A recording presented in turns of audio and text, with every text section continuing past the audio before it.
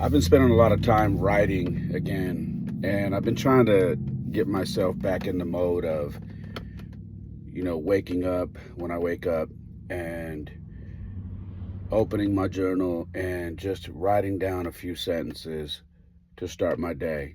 To talk about how I'm feeling in the morning, to talk about, what went on prior to the morning, so what happened yesterday. And then I usually write down three things that I'm thankful for. And I try to do that every morning. And I've been doing that a lot lately. And what I'm noticing and remembering is how I feel after I do that. It's a really good start. It's almost like having how you feel when you have a cup of coffee and you're kind of like, all right, I'm getting my day started on the right foot, and you're in your mode.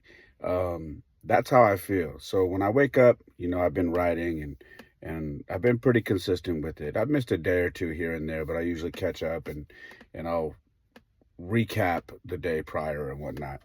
But I've been doing a lot of that lately, and I think a lot of it comes from where I'm at right now in my life. I've been very blessed to have multiple situations going on right now where I'm getting opportunities to do what I love. And a lot of you guys know that I love baseball. I love coaching. I love doing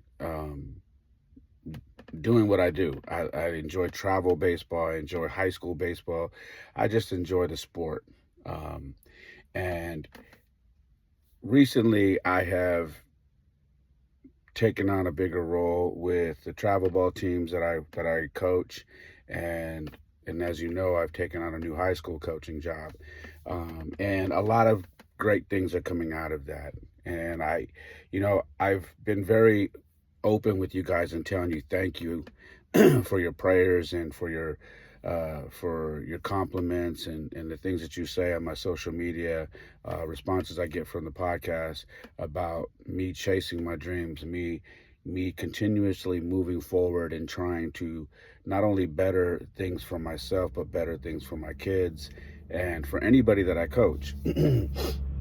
Because if you know me, you know that I treat all of my players as if they were my kids, because I feel like it's important to have that connection with the kids that play for you. I feel that it helps them want to play for you. I feel like you're able to get the best out of them. And if you're a great coach, you can use that to help them grow, not only as ball players, but as young men as well. Um, I got a message from my partner, and he coaches college ball during the summer, college league, and then like a semi-pro. So it's kind of a mixture. And he goes back east to do that. And I was literally just messaged after this weekend and asked if I would like to join him, possibly this summer, to go out there for a few months and actually coach at a higher level. And I'll tell you what, man, it's that's kind of mind blowing to me because you know like I said, I love coaching, and I didn't think an opportunity was going to be on the table like this for me for a while. And here it is. I'm not sure 100% if I'm going to do it. That is a lot of time for me to take off and go coach some baseball on the other side of the country. That'll be damn near 3 months that I'm away from my kids. And I just don't know if that's possible for me right now, but it is on the table and it will be discussed. And I am just very thankful for the opportunities that I've been getting. Man, you guys been following my journey, man. I've had, quite the bounce back from where I was when I started this podcast to where I am now. And it's because of God. It's because I put my faith in Jesus Christ. And it's because, yeah, I've had my moments where I have, you know, gotten away and strayed away, but I've always seemed to reel it back in, and but I never lose focus on why I am getting the opportunities that I'm getting now, and that's definitely because of God, and I'm very thankful and grateful for that. With that being said, a lot of you have messaged me and asked me about my son, and is my son going to be able to transfer, because you guys know he goes to a different high school, and I am working on that right now. That is the other big thing on my plate. It looks very promising right now. Uh, I tell everybody, I was blown away, and I know I shared that on, I think it was the previous episode, where I said I got an email address from the district. Like, I have my own email address, which is crazy because I never thought that was going to be included in me working there. And the fact that that has happened, it kind of puts a stamp on everything. You know what I mean? And I'm very happy about that, because I am being told, and I do believe this, that it is going to help me and my family with this transition. It's going to give us a better opportunity for us uh, to try and make that happen. I'm excited about that. It hasn't happened yet, but it looks promising. If it doesn't go through, I've made peace with God, and I understand that there's other things that I need to do, but it looks promising, and I'm just grateful for the opportunity, for even the possibility of it happening. Um, so, with that being said, I started thinking, man, here we go. I'm coming up on time to go to the school and start working with the team and the coach. Because I'm the JV coach, but they have a varsity coach, really great coach. And I'm coming up on the time where I'm gonna have to start going out there, and where I get to start going out there and working with the kids, because I got clearance now. And of course, my first day I say a prayer. I'm like, hey, Lord, help me connect with these kids, help me to be exactly who I am. Exactly the coach that everybody says I am, the coach that these kids love. And maybe these are, yeah, you get nerves even as a coach, and it's because you're meeting a new group of kids, and you want them to understand that you're coming in with the intent of bonding with them and helping get the best out of them.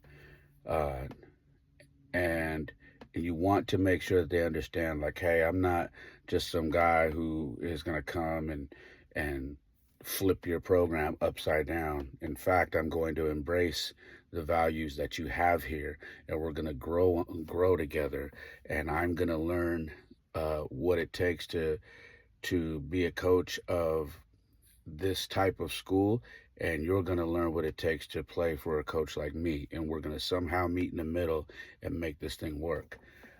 So I prayed on that. I prayed for connection. I prayed for God to give me the strength to pull through this, give me the strength to get in there and really connect with these kids, help me to be vocal, help me to be understanding, help me to be very direct in what I'm trying to teach them. And when it comes to the varsity coach, help me to ask questions. If I have questions about what's going on, do not be afraid to ask questions, and and make sure that he knows that you are an open book, and you're going to be a sponge to what he has set up as the school program there. So I prayed for all of that. And then I showed up to practice for my first day. And, uh, you know, I see a bunch of the kids there, great kids, and listening to the conversation. It was very cool, because the varsity coach made sure to let every kid know, hey, every time they came up, hey, this is Coach Ray. He's going to be the JV coach. Make sure to come say hi to him, shake his hand, whatever. So they were coming up, right? Now, the first kid that I seen, though, when I tell you, you wonder, like, am I in the right place? I'm excited, but am I in the right place? I'm big on signs. I'm big on God telling me and giving me a sign to tell me, hey, son, you are right where I want you to be. I promise you.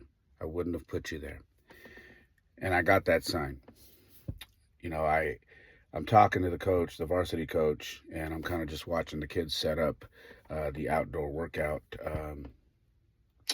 cones and jump rope and box jumps and whatnot. I'm watching them set up, and we're talking. And the first kid that comes up to me turns around. Kid looks like he goes to the gym a lot. He's in great shape, strong kid. And I'm like, oh, okay, this kid looks like a baller right here. You know what I mean? From the outside looking in, he looks like a baller. Looks like he takes his fitness very serious. And all right, very cool. He comes up to me, and I notice instantly. He turns around, big smile. Hey, nice to meet you, Coach Ray. Tells me his name. And he's wearing a shirt, and it says, Jesus wins. Literally has a logo of a home plate, and it says Jesus wins in the center of the t-shirt. And he's wearing a cross like this. And I said, I like your shirt. He's like, thank you. I like your cross. I'd like yours too. Nice to meet you. And he walks away and goes to start working out. And I literally look up at the sky and I say, I hear you, Lord. You know, when I was coaching, sorry for the back noise. When I was coaching at my other school, I was told that I cannot pray with the kids. I was told that I cannot talk about religion. I cannot have the kids do a group prayer prior to the game. And that was something that I used to do a lot. And then it carried over to travel ball. The travel ball organization didn't tell me anything, but I got, I don't know what I would call it. It wasn't scared. It was more of, I think I didn't want to deal with any backlash for me saying, hey, we're going to do a group prayer. If you don't want to join, that's fine, but we're going to do one. So I didn't even do it during travel ball. And I think that affected me as a coach, because if you were playing for me years ago, you know that was something I did regularly. And I got that from my buddy, Coach Nick, that I used to coach with. Shout out to Nick, man. Love you, brother. So for this to be the first kid that I meet there, and he's wearing a t-shirt that says Jesus wins, and he's wearing a cross, it was the only sign that I needed to know that I was in the right place. It was like God telling me, like, hey, what did I tell you? And like I said, man, I wasn't able to do that in high school. At the other high school I was at, I was told not to do that. So that sucked. But anyways, we go through, and I kind of just shadow that day. I shadow the coach. And then second day comes around, and then I kind of loosen up a little bit. I start talking to some of the players. We're out on, it's not the actual baseball field, but we have a flat that was made with 90-foot base pads. So that's where we do infield drills and whatnot. So I started talking to more of the kids, explaining to them certain things that they're doing incorrectly, correcting them, and just kind of opening up a bit. And then the third day we were in the gym again, and now I started teaching these kids how to lift correctly, how to squat correctly, how to use the equipment correctly. And it started to translate. I could see that there was going to be a connection there. And in fact, the varsity coach said, this is what we needed already. This is your third day here, and I'm already seeing missing parts that we did not have last year, and I'm excited about having you here. So I'm thankful that, God has put it in me to not be somebody who's shy, to clam up and to not speak out, to be very vocal, to be open, to communicate. I'm very thankful, because I wasn't always like that. When I was younger, I was very, very shy. But once I grew older, and I chased my other career path that you guys know about, being shy just wasn't something that was going to fly. So I had to open up, and I did. And over the years of me doing that, it has definitely helped me as a coach to converse with people, to players and other coaches and board members. It's helped me do that, and it's helped me here. Probably the coolest thing, though, was when we were done that first night at practice. I hop in the truck with the varsity coach, and we, because the gym is kind of deep into the school, so I hopped in. We rode back to the gate so I can get into my truck. And he tells me, he goes, hey, he goes, that kid that came up to you? And I said, oh yeah, the one that has the Jesus wins shirt. I go, I like that kid. He goes, yeah, you know what he wants to be when he gets out of school? I was thinking baseball player or something. But the way he said that, I was like, he can't be a baseball player. He wouldn't say it like that. And I go, no, what do you say? He goes, he wants to be a pastor. I was like, are you kidding me? He goes, yeah. He goes, in all my years of coaching baseball, I've never had a kid tell me that he wants to graduate school and go to Bible college and become a pastor. He's the first one. I said, wow, I could see it. I could definitely see it. Now, this kid, after practice, stayed with me and the varsity coach and literally had questions for me. He was like, hey, so, Coach Ray, can you tell me about where you're from? Can you tell me about your background in coaching? And, not grilling me, but literally genuinely asking me questions to spark a conversation and to find out who I am. And I appreciated that. And that was the first day. That was very cool. And for me, it opened me up. It was like, okay, we're going to be all right. I'm going to connect with these kids early. It's not going to be awkward, High school kids are just different, man. I've got my own high school kids, so I know the changes that come with high school kids. When I coached over here at the other school, they're just different.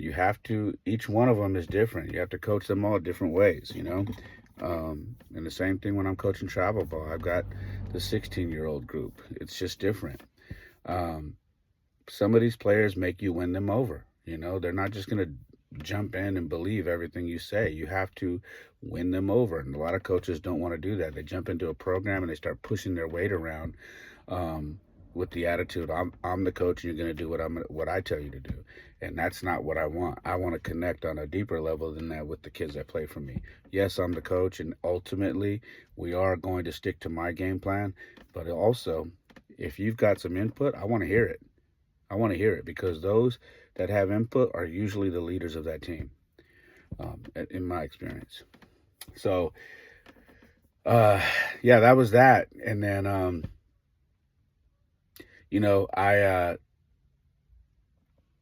the last day that we had practice, there was the kids were challenging each other. We finished with planks and push-ups, and then we do the wall where you sit against the wall and you're like in a chair position. You're trying to hold yourself up. And the freshmen were there along with the seniors, and the kid with the Jesus Saves shirt, Jesus Wins shirt, was the last one of the seniors, and then there was another guy who was the last one for the freshmen. And they were trying to see who can go the longest, and the rest of the kids took off running and taking a jog, and these guys battled it out. And then the little guy, the freshman, he says, I'm done. And he goes, well, at least we don't have to run.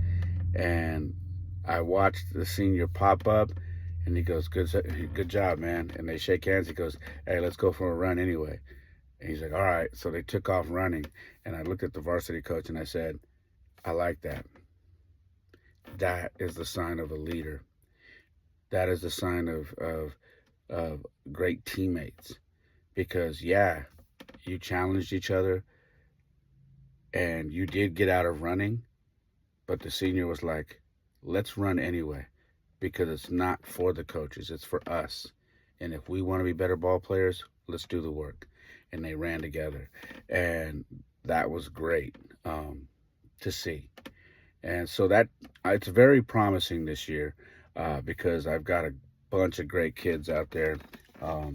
We'll be young, but there's some great kids out there, and I'm very anxious to get this season started.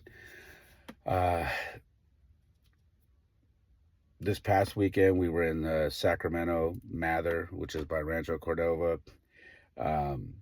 It's always fun going out there. These are like, my ex-wife, she calls them like forced family time. And she says that it's because it's so hard to do the family stuff now, and because of school and the demand for everything that we're doing, that we try to use these travel ball trips as like vacation time and time to enjoy ourselves. So this trip was good. We went 3-0 the first day. And unfortunately, when that happens, you can't lose the first game on Sunday, and then try to keep playing. You have to win that first game so you can get into the championship. So although we went 3-0, we ended up losing in the morning on Sunday, and we got knocked out. But overall, the kids looked good. It's probably the best I've seen them look in a long time. Sunday wasn't the best, but that first day, they looked really good. And I know they were tired, extremely tired. Playing 3 games our first game was at like 10:30 in the morning, and our last game ended at like damn near 9 o'clock. So yeah, it was a long day.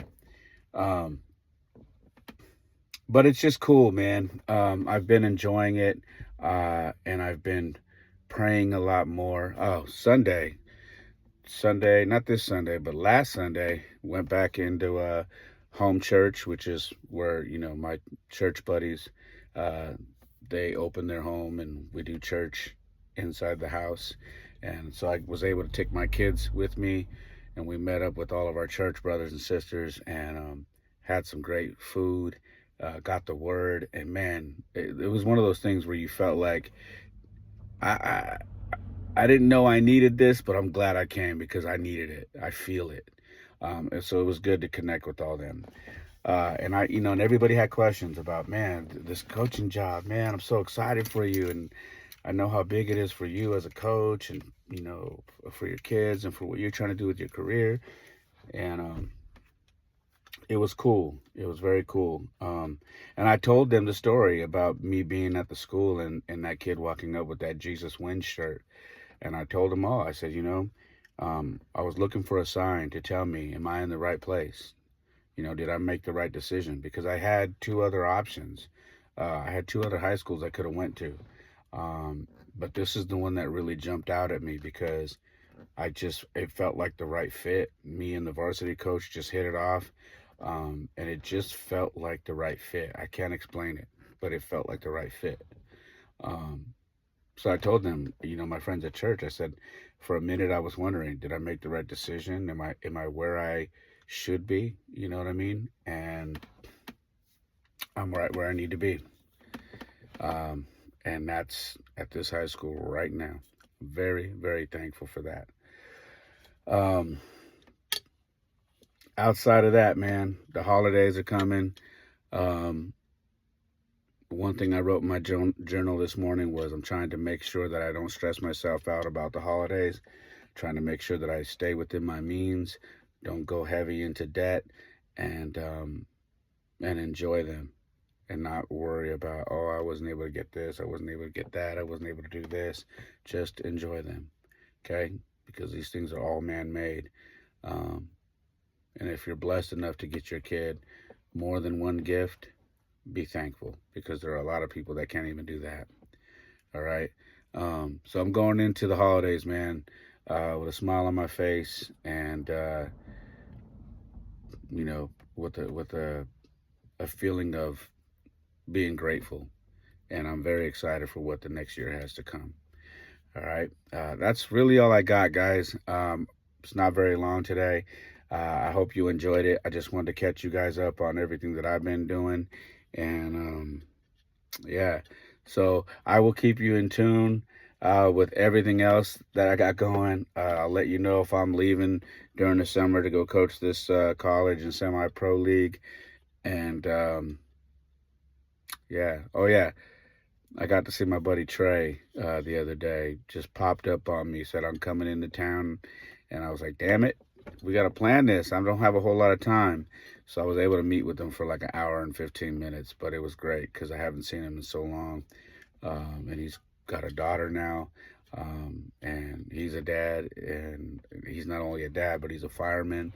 And life is different for both of us now since, we've transitioned over to fatherhood and whatnot. But I'm just very thankful that he's in my life. It was really good to see him. So Trey, if you're listening, I love you, buddy, and let's not make it too much longer before we run back into each other and meet up. That's all I got, guys. I am about to go into a Zoom meeting right now with my coaches from the high school, and we are going to get them prepared because my coaching staff now has to go through an interview process, and I want to make sure I have them well prepared for that. So I love you guys so much, man. Thank you for checking in. Thank you for following. Please share the podcast. If it's not this episode, if it's another episode you like, please share it.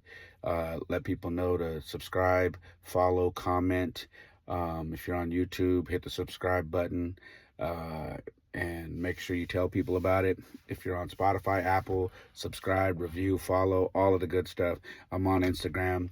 I'm on Snapchat. I am on Facebook. I am on X. You name it, man. I'm on all the stuff. TikTok. You can find me. My name is usually It's Ray Molina. And then on YouTube, it's the Perfect Mess Podcast. All right. That's all I got. Like I always say, my life isn't perfect. Oftentimes it is a mess. But for me, it is the perfect mess. Peace.